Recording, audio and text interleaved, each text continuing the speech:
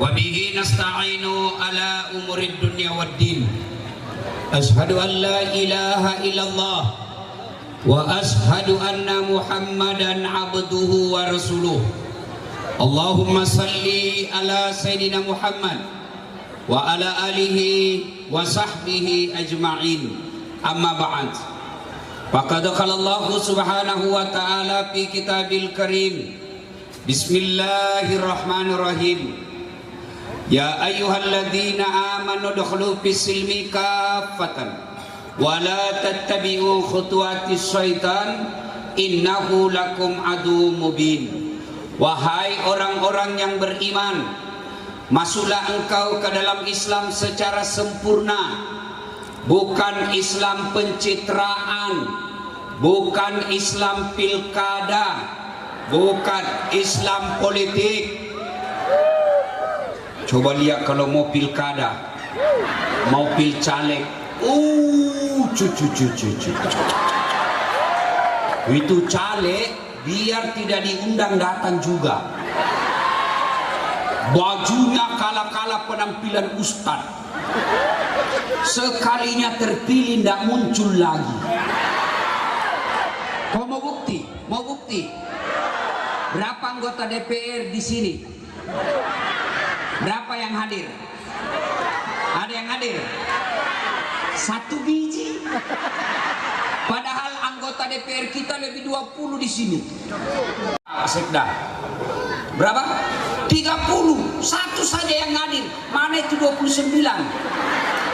Maka saudaraku, kalau kalian marah sama mereka, gak usah maki-maki, gak usah sebarkan berita bohong, gak usah bersebarkan berita kebencian. Gimana caranya? Kita ganti mukanya pemilu yang akan datang. Kalau mau dipilih sama-sama kita orang Bugis. Ini kartuku. Ada masalah mau telepon saya 24 jam. Sudah terpilih, dia ganti nomor HP-nya. Ada begitu di sini? Ada di Ternate? Kau salah, kenapa kau pilih dongo?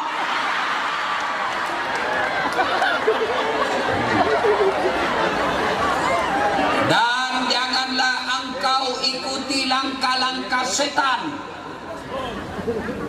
Ternyata saat saya ceramah di sini banyak setan yang berkeliaran. Saya kira di daerah Kesultanan susah setan berkeliaran. Ternyata di sini banyak setan berkeliaran. Setannya bukan pocong, setannya bukan uka-uka, setannya bukan popo. Tapi apa setan yang ada di tengah-tengah kita? Bentuknya handphone. Orang sudah ceramah masih sibuk. Maka ibu-ibu yang pegang HP-nya selama saya ceramah, saya doakan suamimu kawin lagi. Amin ya Allah. Ya Allah, saya musafir, saya penceramah, saya berdoa kepadamu ya Allah, bukalah pintu jodoh suami ibu-ibu yang pegang HP-nya. Amin, suamimu bulan depan. Simpan HP, simpan. Jaga kok. Simpan HP, simpan. Ibu, kalau ibu rekam pasti tidak jelas. Kasihan ibu-ibu kita mau dengar ceramah sampai jam 10 baru kau tidak ingin mengerti. Bagaimana kau mau mengerti? HP-mu saja kau urus. Saya mau rekam Ustaz, pasti kabur. Suaranya tidak jelas. Gimana caranya Ustaz? Ini ada kamera saya bawa. Gambarnya bagus, suaranya jernih. Tapi kau bawa pulang kamera Ustaz, gampang, buka YouTube. Tulis di situ Tabligh Akbar HUT perusahaan apa di sini? Muara. Keluarlah itu ceramah saya malam ini. Sudah itu jangan lupa like and share. Bu, kalau artis kau follow apa kau dapat? Apa kau dapat? Berita suami banting istri. Itu mina contoh suamimu dong. Mau ko na banting na tinju matamu mari lang kumaafkan niya.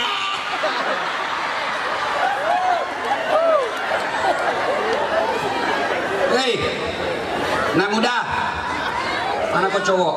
Hei, kalau artis kau follow apa kau dapat? Hai guys, hai besti, apa kau dapat? Dosa, kelihatan dadanya, kelihatan pahanya, ndak juga nak kasih pegang kau, nak kasih lihat juga. Apa ya? Kalau ustadz kau follow ustadz, kau angkat di bawahnya ulamamu. Al ulama'u warisatul anbiya, ulama pewaris para nabi. Kalau ulama followernya jutaan, tidak ada yang berani macam-macam. Bahkan anggota DPR sekalipun cari muka sama dia. Kenapa? Karena followernya banyak. Tapi coba kalau ulamamu followernya 1.200, artis followernya 7 juta. Maka mulai malam ini follow Dasat Latif. Kalau kau punya IG, tulis namaku Dasat Latif 1212 centang biru. Kalau TikTok Dasat Latif official, dapat kau pahala, ya. Dan janganlah engkau ikuti langkah-langkah setan, karena sesungguhnya setan itu musuh yang nyata bagi kalian. Musuh kalian bukan polisi. Anak muda, hui, jangan kau musuhi polisi. Kau kira enak di Indonesia kalau tidak ada polisi? Motormu hilang, siapa kau cari? Satpol PP. Polisi setengah.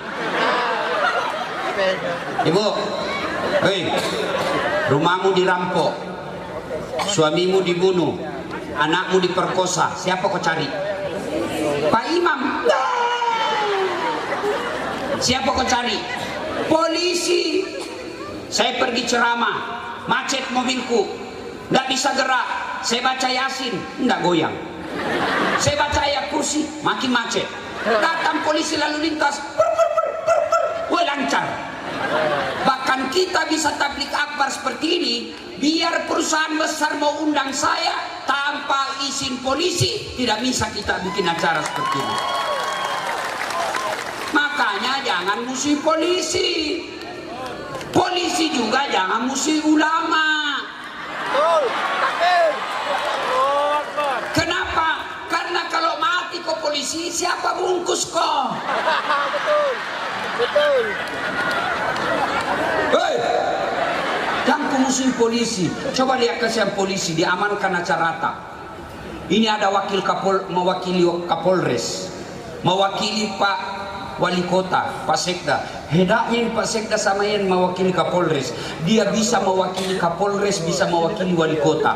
Tapi Wali Kota tidak bisa mewakili Pak Sekda. Dari Sekda bisa mewakili Wali Kota. Maka jangan musuhi polisi.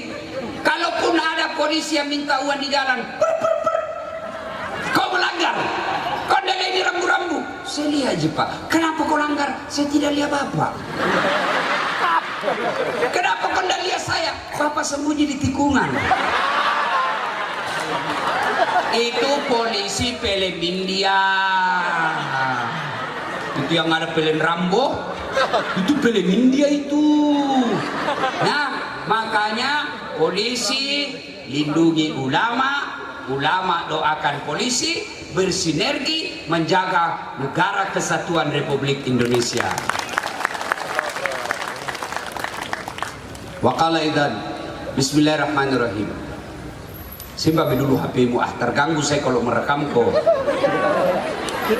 Simpan. Kami dulu merekam. Begini ceritanya, kenapa Bapak selarang rekaman? Begini, kalau Bapak rekam sendiri, ada nanti kalimatku salah, kasihan, tersinggung pemerintah, tersinggung non muslim, saya lagi yang masalah. Padahal ini acara untuk orang Islam. Ya, kalau anuku ku edit, yang bisa membuat masalah, buang. Contoh, guru kita Ustadz Abdul Somad siaran langsung kan, ditanya, Ustadz bagaimana hukumnya main catur? Dia bilang haram apabila azan berkomandan kamu masih main catur, tapi dipotong itu azan. Dia marah sama main catur di Indonesia, padahal itu barang diedit. Saya juga ditanya, Ustadz Dasad bagaimana hukumnya main catur? Haram. Betul Ustadz, haram. Kenapa bisa? Karena kau bunuh Perdana Menteri sama Raja.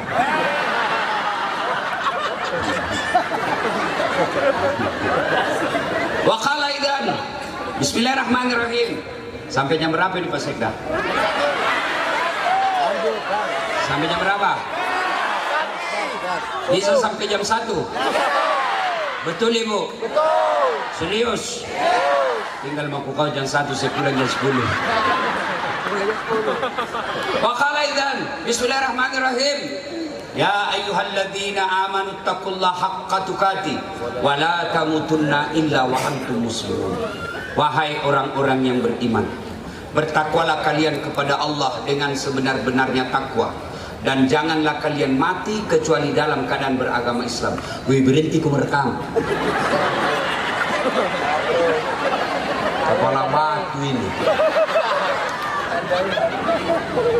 Karena kalau kau saya lihat terganggu lagi saya, sehingga lagi nah waktu terbatas. Ya.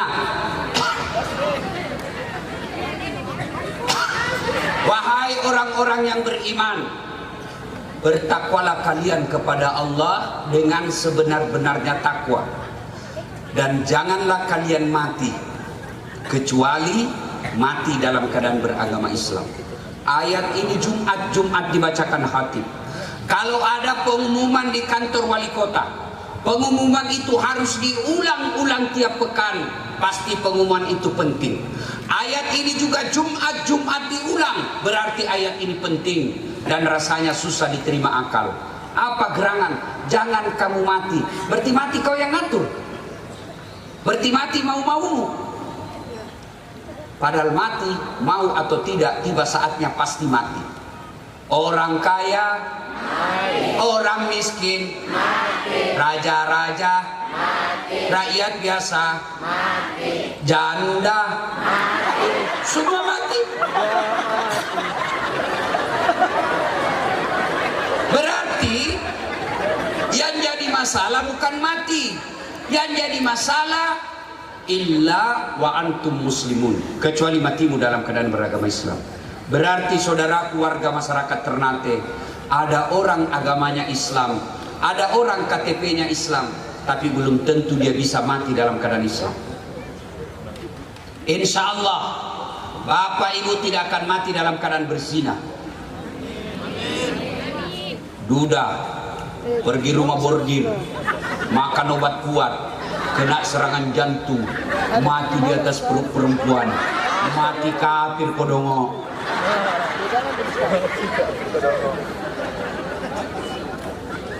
Anak muda minum khamar, tos, 1 botol, cari teman, mabok setengah, nah ambil motornya. Bayangkan kalau orang mabok setengah naik motor, balap, tiang listrik dikira aspal, pak, mati dalam keadaan mabuk, mati kafir kok. Insya Allah kita tidak akan mati dalam keadaan berzina. Insya Allah kita tidak akan mati dalam keadaan minum khamar. Insya Allah kita tidak akan mati dalam keadaan ngerampok. Tapi yang bisa membuat kita mati kafir, hubbi aklil haram, suka makan uang haram. Satu di antaranya, kamu yang suka menerima uang ketika pilkada. Ini semua ini. Mani piro siap menerima serangan fajar. Hei Bu, Pak, adik-adikku, kau kira itu wali kota lebih hebat dari kamu? Kau kira ketua DPR lebih hebat dari kamu semua? Kau kira gubernur lebih hebat dari kalian? Tidak, demi Allah, kalian jauh lebih mulia daripada para politisi. Kenapa bisa Ustaz? Mana bisa dia jadi wali kota kalau kau tidak coblos? Mana bisa bisa dia anggota DPR kalau kau tidak pilih dia. Maka mereka menikmati jabatan karena kalian semua. Maka kalau pilkada, pilcaleg, jangan kau minta uang. Kalau kau minta uang, yang jadi anggota DPR-mu paketnya ijazah paket C, bahkan ijazah palsu dia pakai. Kalau kau minta uang, selesai kau coblos, tidak pernah dia datangi kau. Kenapa? Karena dia sudah kasih kau uang. Maka kalau ada yang datang, kau bilang saja, Pak, tidak usah Bapak kasih saya uang. Tolong Bapak jadi anggota DPR yang baik. Kami dukung kau 2 periode. Tapi masalahnya, anggota Dewan jahat ini, yang jahat, ya, politisi-politisi munafik ini, dia tahu kelemahanmu, dia bohongi kau 5 tahun, dan mereka tidak takut. Kenapa? Dia tahu kelemahanmu. Apa kelemahanmu? Kasih uang, hilang dia. Maka saudaraku, kalau kau cinta kota Ternate, kalian cinta ini pulaumu, pilkada, pilpres nanti, jangan kau terima uang sogok supaya negaramu bersih. Bisa, Bu? Terutama ini ibu-ibu. Woi, Bu, biarkan kamu miskin, tapi jangan kau jual suaramu. Biarkan kau hidup kontra-kontra di kota Ternate, tapi jangan kau menggadekan suaramu dikasih 300.000. Coba kalau yang terpilih orang baik, anggota DPR di Ternate yang cerdas, anggota DPR yang terpilih orang-orang baik akhlaknya, maka dia tidak pikir dirinya, yang dia pikir bagaimana masyarakat Ternate sejahtera. Anak-anak kita gampang cari kerja, pejabat kita berwibawa, pejabat kita orang-orang baik akhlaknya, sehingga apa? Kalian tidak kecewa. Tapi kalau kalian gara-gara 200.000 kau terima uang politik, kau terima uang sogo, maka beginilah terjadi. Negara kita paling banyak sawitnya, tapi kita kehilangan minyak goreng. Ibu, bisa pegang tangan masing-masing, berjanji kepada Allah, pemilu akan datang, saya tidak akan terima uang politik yang merugikan negara dan saya. Bisa? Coba pegang janjinya. Bismillahirrahmanirrahim.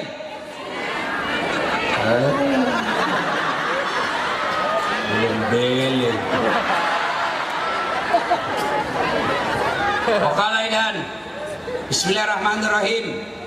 Innallaha wa malaikatahu yusalluna 'alan nabi ya ayyuhalladzina amanu sallu 'alaihi taslima. Sesungguhnya Allah dan para malaikatnya berselawat kepada Rasulullah Muhammad sallallahu alaihi wasallam. Maka wahai orang-orang yang beriman, berselawatlah kalian kepada Rasulullah dengan sebaik-baik selawat. Suatu kali Nabi lagi duduk-duduk ketika Isra dan Mi'raj. Nabi bersama malaikat Jibril. Tiba-tiba Nabi melihat ada malaikat yang lebih 1 juta jari-jarinya. Pak Sekda berapa jari-jarinya Pak? 10. Adinda Wahyu berapa jari-jarimu dek? 10. Cacat dong. 20. Ada jari-jari kaki. Ini malaikat lebih 1 juta jari-jarinya. Nabi tentu kagum. Jibril, malaikat apa itu? Banyaknya jari-jarinya. Jibril menjawab, itu malaikat yang Allah tugaskan mencatat air ketika hujan. Ada yang bisa catat air hujan? Ibu komisaris, meskipun ibu paling banyak duitnya, bisa catat air hujan? Bisa ibu? Tidak mungkin. Kenapa? Jumlahnya banyak, jatuhnya rame-rame dan cepat. Tidak bisa mungkin hujan. Nabi penasaran dan dia tanya ini malaikat yang banyak jari-jarinya. Hei malaikat, betul kau bisa catat air hujan? Betul, ku catat semua. Yang jatuh di laut, yang jatuh di gunung, yang jatuh di sungai, semua aku catat. Tak setetes pun tidak ku catat ya Muhammad. Maka aku sibuk dengan jari-jariku yang banyak ini. Allahu Akbar. Lalu malaikat ini berkata, ya Muhammad, ada satu yang tidak mampu aku catat. Kenapa? Jumlahnya lebih banyak dari air hujan. Masya Allah, lebih banyak dari air hujan. Apa gerangan? Kata Nabi, ketika umatmu berkumpul di lapangan apa ini? Benteng Oranye. Oranye ini oranye atau orange? Orange. Mau ku mulutku. Sibuk nih ibu.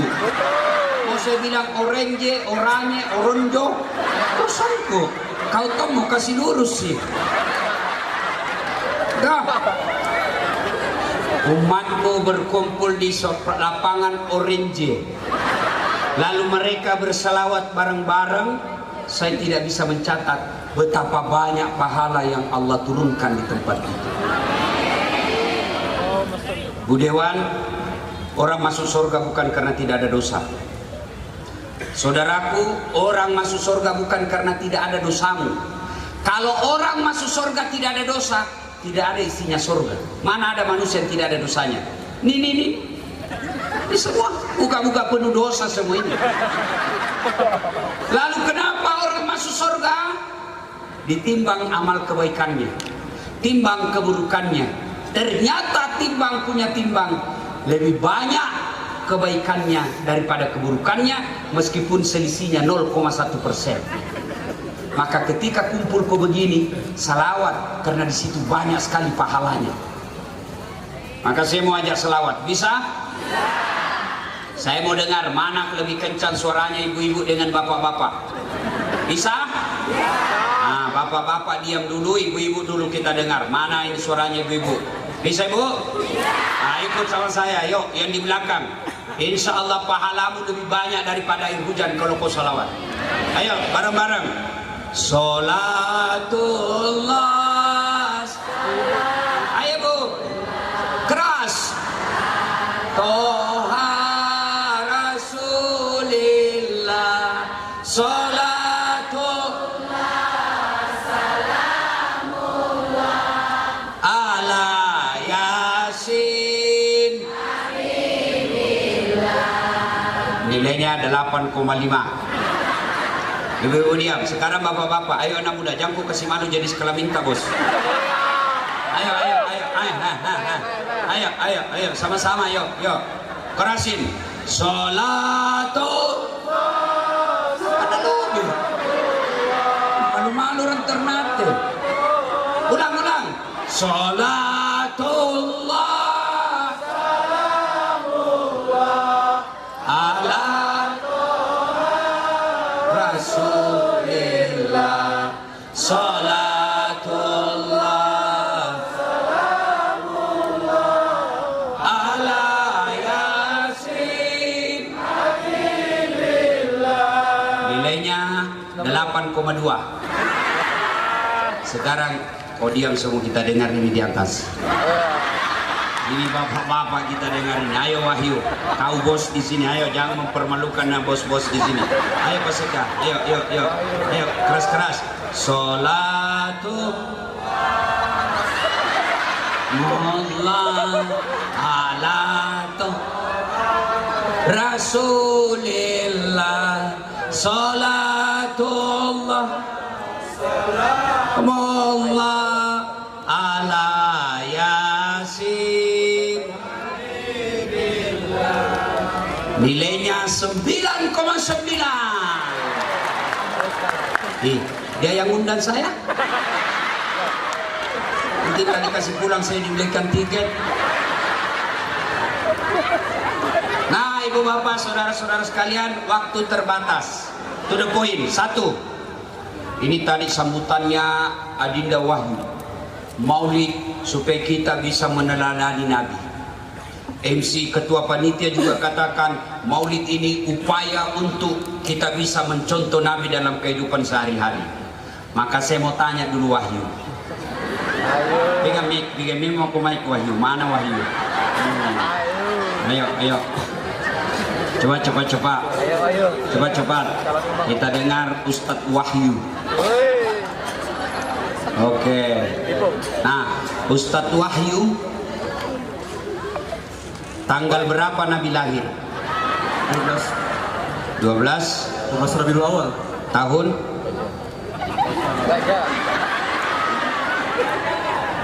Tahun gajah. Hah? Tahun gajah. Kenapa disebut tahun gajah? Karena itu kan peristiwa gajah Sama burung apa tuh? Ya itulah. Nah, terus berapa anaknya Nabi? Oke, kalau begitu Pak Sekda. Kita kerjai orang malam ini. Jangan mempermalukan ASN Pak Sekda. Pak Sekda, siapa nama anak pertamanya Nabi?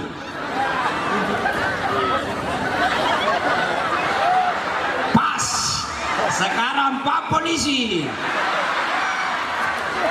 Kita Pak Samsul, pangkatnya Kompol. Pak Samsul, berapa anaknya Nabi? 7. Bingung Pak Samsul. Oke, baik Pak Samsul. Sekarang ibu-ibu yang ada di sini,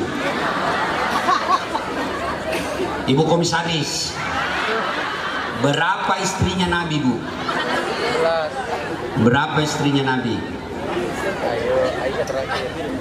Oke, 4. Oke, semuanya salah. Nah sekarang, kenapa saya tanya begitu? Yang mulia kita ini semua tiap tahun maulid. Saya yakin Pak Sekda tahun ini sudah lebih 20 kali hadir maulid. Ya? Tapi bagaimana kau mau contoh Nabi kalau sejarahnya Nabi kau tidak tahu? Bagaimana kita mau contoh Nabi kencing kalau sejarah Nabi kita tidak tahu? Kita kadang-kala lebih tahu istrinya artis, suaminya artis daripada Nabi. Padahal Nabi dia kasih kau keteladanan. Allah sampaikan, laqad kana lakum fi rasulillahi uswatun hasanah. Itu Nabi hadir uswah, keteladanan. Jadi kalau ini perusahaan mau sukses, sudah betul caranya adalah kau teladani Nabi. Pegawainya, komisarisnya, dirutnya, pemiliknya, pegawainya, sekuritinya, tidak mungkin ini perusahaan bisa eksis kalau kau tidak contoh Rasulullah Muhammad SAW. Kita dari kecil dulu cepat sekali tahu sejarah Nabi. Ini lagi Bu ini, yang paling kasidah. Bu, berapa anaknya Nabi? 5 tuh. Berapa? Bingung Ibu. 5 tuh. Anak pertama Nabi siapa namanya? Anak pertamanya Nabi namanya pertama Fatimah. Siti Hadi Fatimah. Nah, coba majelis taklim nih. Ini gambaran. Andai saja ada Nabi di tengah-tengah kita, betapa sedihnya. Tidak ada yang tahu sejarahnya Rasulullah. Bayangkan kalau ada Nabi yang berjuang untuk kita, yang ketika ditawari surga, apa kata Nabi? Saya tidak bahagia ya Allah kalau masih ada umatku dalam neraka. Sakaratil maut, beliau tidak sebut anaknya, beliau tidak sebut Hasan Husain, beliau tidak sebut istrinya. Siapa yang disebut irisannya ketika Nabi sakaratil maut? Ummati, ummati, ummati. Hari kebangkitan telah dijelaskan, ketika Nabi bangkit tiap dosa matanya, dia tidak cari mana bapakku yang tidak pernah saya lihat, mana ibuku yang cuma 2 tahun sama saya, mana cucu kacil Hasan Husain. Tidak satupun keluarganya dicari. Siapa yang dicari? Ya Jibril, aina ummati, mana umat? Lalu kita tidak tahu berapa anaknya Nabi, berapa istrinya Nabi, anak pertamanya Nabi. Maka malam ini, saudaraku yang saya cinta karena Allah, anakmu, cucumu, adikmu, dirimu perkenalkan sejarah Nabi. Caranya terserah kalian. Mau baca buku boleh, nonton film boleh, lagu boleh. Saya anakku 7 tahun, saya ajari lagu.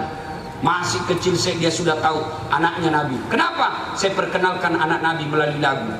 Anak-anak Nabi ada 7 orang, 3 laki-laki, 4 perempuan. Pertama Qasim, Abdullah, Ibrahim, Zainab, Ruqayyah, Ummu Kalsum, Fatimah. Ibunya bernama Siti Aminah, ayahnya bernama Abdullah, kakeknya bernama Abdul Muthalib, pamannya bernama Abu Thalib. Pak Sekda baru tahu, anaknya Nabi 7. 3 laki-laki, 4 perempuan. Dari sebaik lagu, anak pertamanya namanya Qasim. Jadi daripada kau hafal lagu yang tidak ada gunanya, mending kau hafalkan lagu-lagu yang ada ilmu di dalamnya. Pada zaman dahulu kala, pada zaman jahiliyah. Berarti Nabi lahir zaman jahiliyah, bukan zaman batu, bukan zaman purba, tapi zaman jahiliyah. Lahirlah seorang Rasul yang terakhir dan mulia. Berapa nabi, Bu? Berapa nabi? 25 nabi dan rasul. Tapi ini yang diceritakan bukan nabi pertama, bukan nabi tengah, tapi apa? Nabi yang terakhir dan mulia. Siapa namanya? Nabi Muhammad namanya, Siti Aminah ibunya, Abdullah nama ayahnya. Di mana tinggal? Di Ternate, di Ambon. Madinah tempat tinggalnya. Terus setelah dewasa diangkat menjadi Rasul. Jadi diangkat Rasul bukan remaja, dewasa. Siapa yang angkat? Pak Sekda atau wali kota? Oleh Allah yang kuasa. Allah itu siapa? Pencipta alam semesta. Itu lagu ibu-ibu dulu.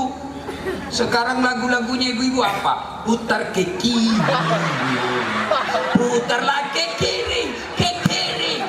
Sekarang kanan, putarlah ke kanan, ke kanan. Apa kau dapat itu kiri kanan, kiri kanan? Apa kau dapat itu kiri kanan, kiri kanan? Hah? Yo ayo, yo ayo. Majelis taklim kajili-jili.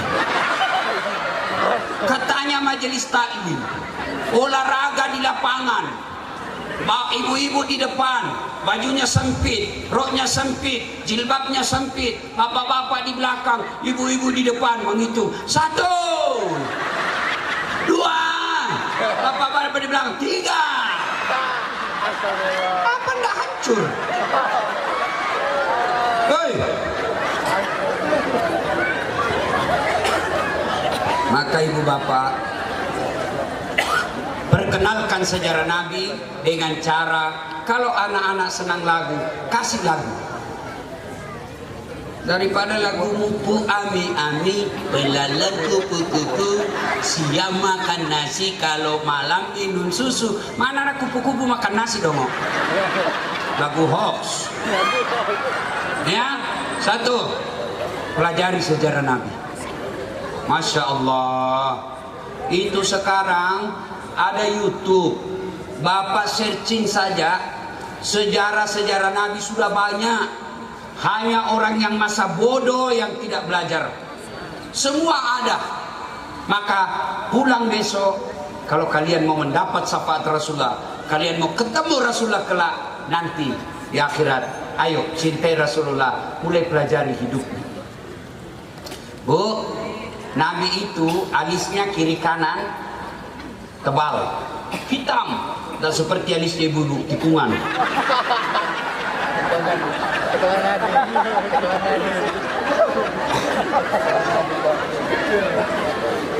Kiri kanan tebal hitam, di tengahnya ada urat, tengahnya.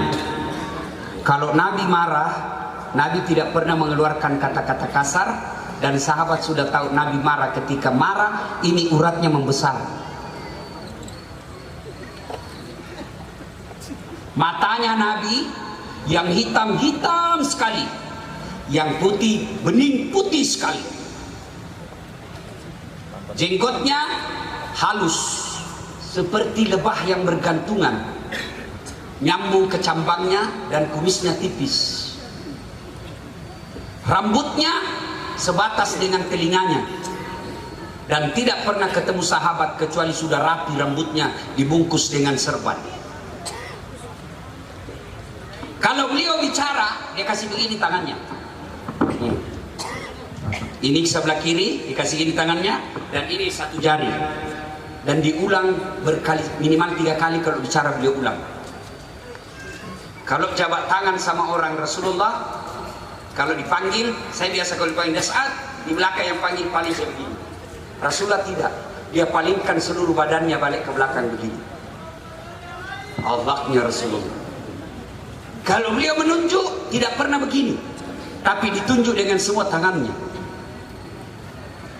Kalau beliau ketemu orang, tidak pernah sahabat itu yang lebih dulu ulurkan tangannya, tapi siapa? Nabi dulu ulurkan tangannya. Dia jabat, dan Nabi tidak pernah lebih dulu lepas tangannya kecuali sahabat sudah puas memegang Nabi. Dan Nabi kalau berjabat tangan orang, dia senyum, kelihatan giginya, dia pandang matanya sahabat, lalu bersalawat, dan dia tanya, gimana kabarnya?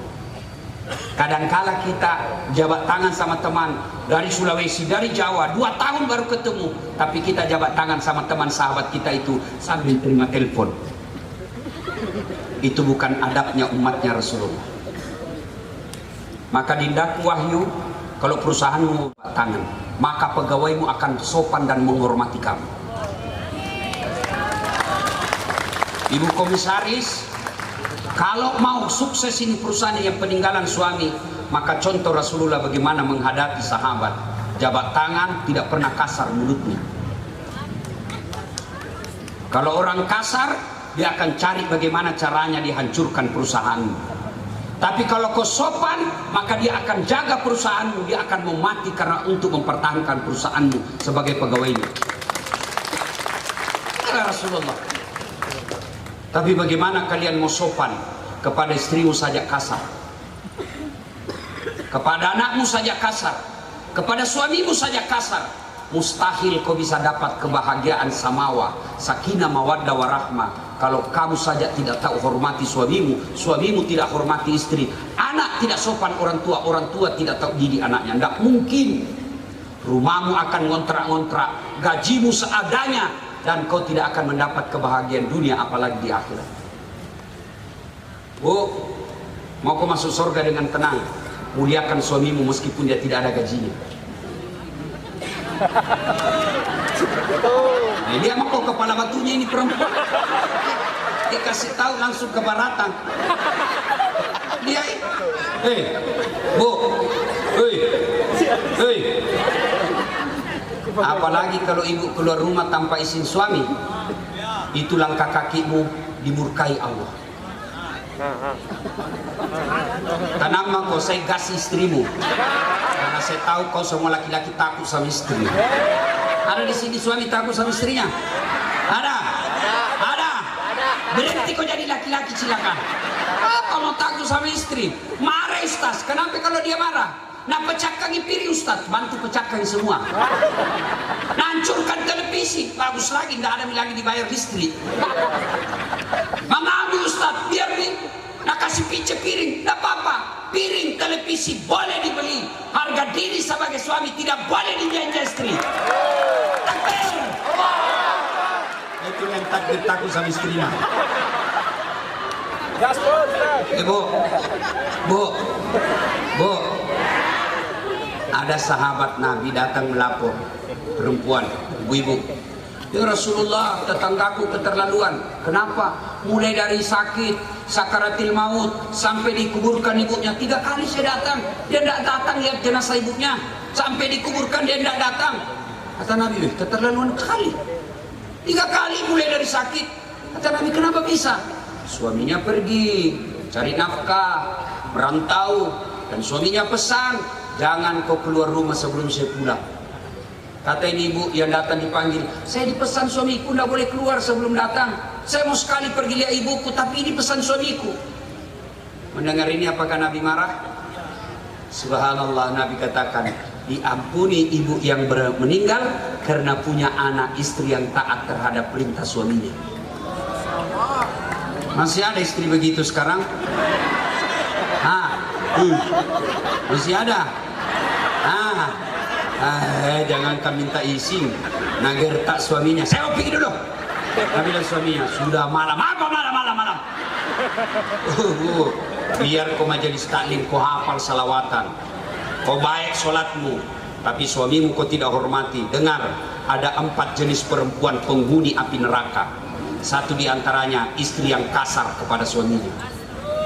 Itu bukan saya bilang, hadis Nabi. Tahu sama kau itu?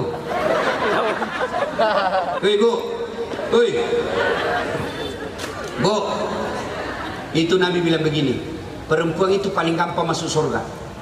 2 saja, taati suamimu, jaga lisanmu, jangan gosip.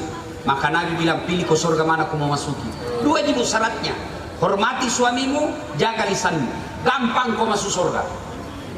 Cuma setan tahu, dia tahu ini setan rahasia, maka dia kompori kau nagoda kau, lawan suamimu, lempari. Ya kau ketawa, saya nasihati kau ini. Apalagi yang kedua, penyakitnya ibu-ibu, ghibah. Saya saja tadi lewat ada yang gosip, Kak. Itu juga waktu di YouTube bajunya. Kenapa itu susah kok? Saya pakai baju kau yang sibuk. Betul ini begini bajuku, tapi ampak begini. Sibuk nah. Ibu-ibu begini nih, duduk begini. Aku gosip itu. Apa? Bu, Adinda Wahyu, Ibu Komisaris, kalau pegawai di kantor ibu banyak tukang gosip, jauh berkah penghasilan kantor. Berhenti gosip. Bagaimana caranya berhenti? Assalamualaikum. Waalaikumsalam. Kuliah itu yang banting istrinya. Bu, Julai nasi banyak. Ya belum. Seperti itu temanta. Langsung temannya dah jadi gosip. Lalu bagaimana kalau ibu mau terhindar dosa? Na'udzubillah min zalim. Kita berlindung kepada Allah dari keburukan seperti itu. Dekat pilkada banyak nanti sebarkan berita hoax. Dekat pilcaleg, dekat pilpres banyak nanti sebarkan berita-berita kebencian dan bohong serta fitnah. Kalian boleh jadi tim sukses, kalian boleh pendukung capres, tapi jangan kau sebarkan berita-berita yang tidak benar. Kalaupun benar tapi isinya adalah kejelekan, lebih baik kau diam, jangan kau sebarkan. Begitu kau sebarkan dan ada yang tuntut kau, masuk polisi, orang jadi presiden. Jadilah peserta pemilu yang cerdas. Kalian saudaraku tim sukses, silakan kau kampanyekan calonmu, apa janji-janjinya, apa prestasinya, tanpa kau jelek-jelekkan lawanmu. Karena begitu kau jelek-jelekkan lawanmu, di akhirat nanti kau tanggung itu meskipun dia salah. Ustaz, yang saya cerita itu kan betul, yang saya cerita itu memang nyata, benarnya lah itu. Justru betulnya kejelekan yang kau cerita itu namanya ghibah, kalau salah namanya fitnah. Jadi tidak ada cara untuk cerita kejelekan orang. Maka Nabi ingatkan, beruntung kalian yang terlalu sibuk mencari aib dirimu sehingga kau tidak punya waktu untuk mencari aib orang lain. Jadi kalian kalau mau lihat calon pemimpin, calon kepala daerah, calon anggota DPR yang baik, kalau kau lihat dia tidak pernah menjelek-jelekkan lawannya, pilih maka itu orang baik itu. Bu, jangan suka gosip, hormati suami. Kalau datang suamimu cari nafkah capek, kau sambut dan kau bilang, Assalamualaikum kakandaku Arjuna. Baru begitu duduk, kau bukakan sepatunya, tadinya, baru kau menyanyi, bila kamu di sisiku, hati rasa syahdu. Masya Allah. Bu, kalau begini kelakuanmu, biar siapa yang goda suamimu, dia tidak akan tergoda. Kenapa? Karena kalian bidadari dunia akhirat.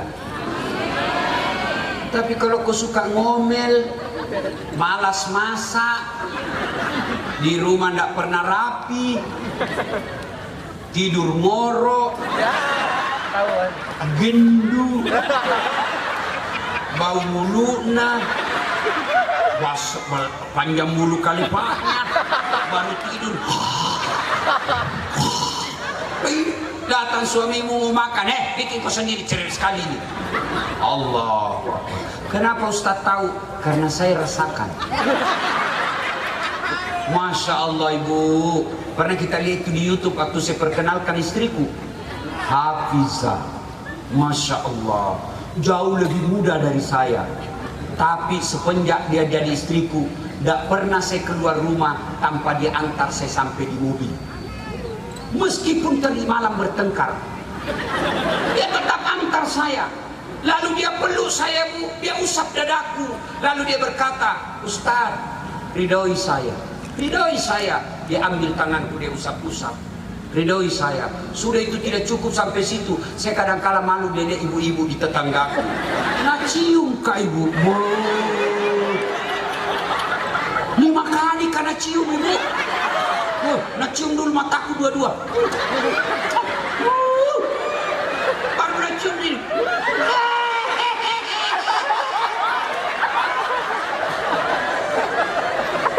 Coba, kalau begitu istri pergi kerja, kan tenang. Besok, cuman besok ini. Ambil bau gigina, itulah bau sorga. Ya, saudaraku, kalau kita miskin, rumah ngontrak-ngontrak, kita di PHK, buatlah rumahmu surga. Rumahmu bisa jadi surga bukan dari orang lain, tapi kalian sendiri. Masya Allah. Tidak ada rumah tangga yang tidak ada masalah. Tapi kalau kau bertengkar terus, apalah dunia ini? Nah, kita mau di dunia ini enak, meskipun ngontrak-ngontrak, tapi kalau akhlakmu di antara suami istri baik, meskipun rumahmu ngontrak, tapi Allah berkahi kehidupanmu.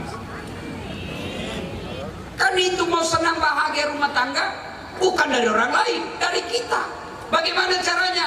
Ya, satu, kalau ada kekurangan suamimu, jangan kau bandingkan suamimu dengan orang lain. Bojone, ojo dibandingke. Ada Jawa di sini? Di kampungku banyak orang Jawa. Bahasa Bugis dia. Kurang oleh duit kerak-kerak pak. Lo barang sasi cekoy. Masa majak si panasan ngogi, kau macam ringin. Pagi mas, si lima gombal dua mata tajam. Ya kau matampu ni matu deh, kagak minum anakku. Ngerti bahasa dah? Bilang, kau mah bali bola lagi, kau masuk lagi masih nana, Jawa na obi. Ya kau mandre-mandre, obi na obi. Salatullah ala toha rasulillah. Salatullah salamullah ala yasin.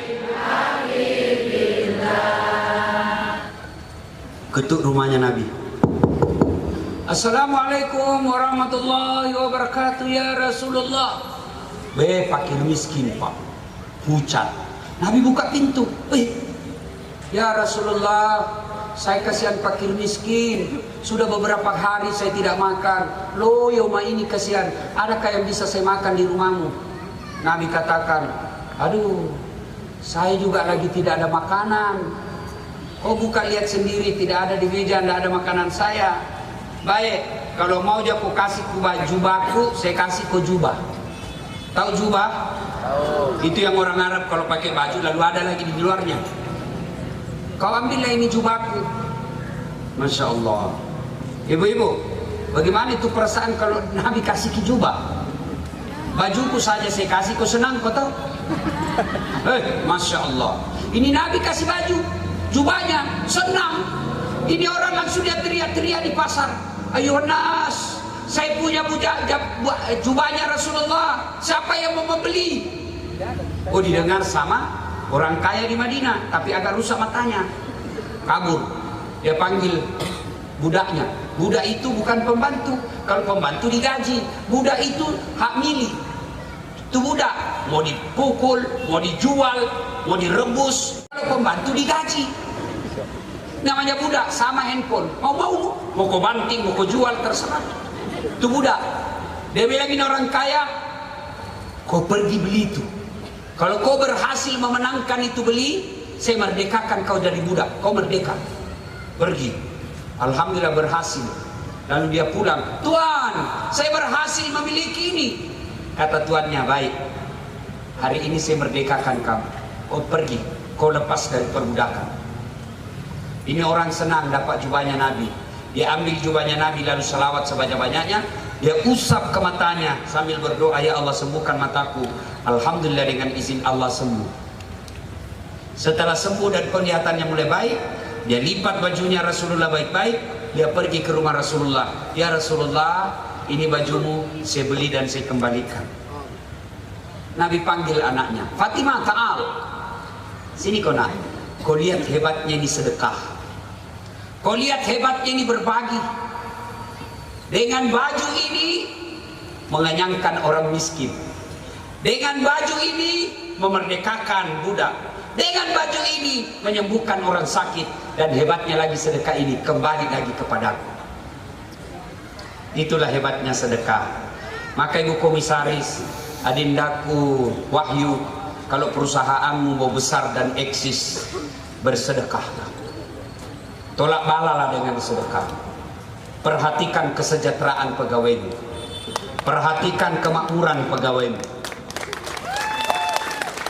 Tidak ada perusahaan yang bangkrut kalau dia rajin berbagi. Saudaraku yang Allah kasih rezeki, berbagilah, bersedekahlah. Karena yang kau miliki di rumahmu itu bukan kamu yang punya. Besok lusa mati mendadak, bukan kamu yang punya. Bagaimana supaya mau bersedekah, Ustaz? Ketika kau memberi, ketika kau mengasih, jangan kau pikir kau berikan, tapi itu namanya kau tabung, kau simpan. Ibu bapak, Pak Sekda kalau pergi sedekah, kalau pergi menabung, kan senang toh, kasih banyak-banyak. Untuk apa? Saya banyak-banyak tabung. Untuk apa? Karena saya simpan. Selama bapak ibu berkeyakinan ku berikan, saya kasih, maka kita biasanya kecil yang kita kasih. Tapi kalau kita berkeyakinan, berprinsip, saya simpan untuk saya, maka biasanya kita tidak hitung, karena memang untuk kita. Siapa yang sedekah, itulah yang kau miliki. Tapi uangmu yang ada di rumah, mobilmu yang banyak, mati mendadak seperti almarhum suaminya Ibu Komisaris, yang bisa dinikmati hartanya, harta yang sudah disedekahkan. Perusahaannya bukan lagi dia yang punya, diambil sama anaknya. Sudah menikah, diambil sana mantunya. Ini ibu-ibu nih, wih, semua ini ibu-ibu yang banyak emasnya. Kalau ibu meninggal, siapa pakai itu emasmu? Siapa? Anak, suami kedua, istri kedua. Siapa mengambil anak? Bukan, istri kedua. Kawin lagi suamimu. Waktu kau mati, menangis, dia cari cincin. Ini cincin kawinku dulu.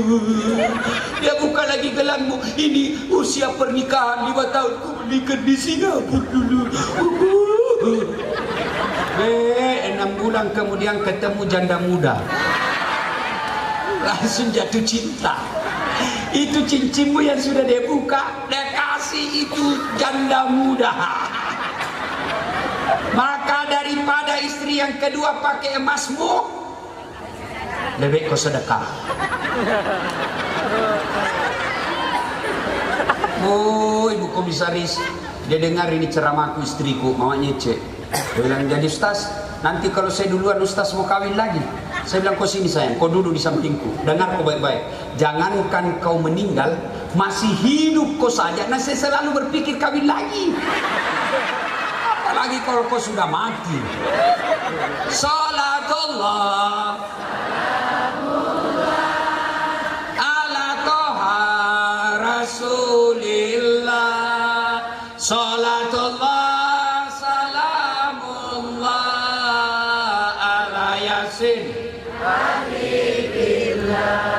ingin rasanya berlama-lama tapi waktu jualah yang membatasi kita. Bu, tambah. Kira saya penjual coto. Terus. Kira saya tukang parkir. Terus Ustaz ini. Maka terima kasih dan bersyukur kepada kehadiran perusahaan Muara Group yang telah menghadirkan Ustadz Das'ad. Karena kalau majelis taklim yang undang saya, berapa saldomu? Ada perusahaan yang mau tanggung pesawat, dan sampai di sini tadi Bunda Bu Komisaris, perjuangan yang luar biasa. Saya tinggalkan Samarinda Pak 5:30 pagi. 1 hari saya baru sampai, jam 8 lewat tadi saya baru landing. 2 kali tuh pesawat mau landing, terbang lagi karena cuaca jelek. Akhirnya bisa sampai di sini.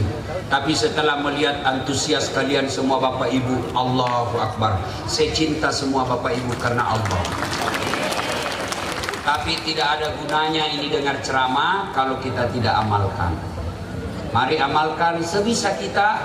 Mudah-mudahan dengan amal ibadah yang kita amalkan itu membuat kita semakin dekat dengan Allah Subhanahu wa taala. Yang lebih penting lagi, karena saya datang di sini atas undangan seluruh perusahaan, maka sebagai tanda terima kasih dan syukur, mari kita kirimkan suratul Fatihah kepada Rasulullah Muhammad sallallahu alaihi wasallam. Khasiat dan keutamanya kita ikhlaskan kepada almarhum Haji Ismi Anas ila hadratin Nabi Mustafa Muhammad sallallahu alaihi wasallam. Summa hususil ruhil almarhum Haji Ismi Anas. Al-Fatihah. A'udzu billahi minasyaitonir rajim. Bismillahirrahmanirrahim. Alhamdulillahi rabbil alamin arrahmanir rahim maliki yaumiddin. Iyyaka na'budu wa iyyaka nasta'in ihdinas siratal ladzina an'amta 'alaihim ghairil maghdubi 'alaihim waladdallin. Amin. Terima kasih, lebih dan kurangnya mohon dimaafkan. Usikum wa nafsi bi taqwallah. Assalamualaikum warahmatullahi wabarakatuh. على حبيبك خير الخلق كلهم مولاي صل وسلم دائما ابدا على حبيبك خير الخلق كلهم يا ربي صل عليه يا ربي صل عليه يا ربي صل عليه صلوات الله عليه.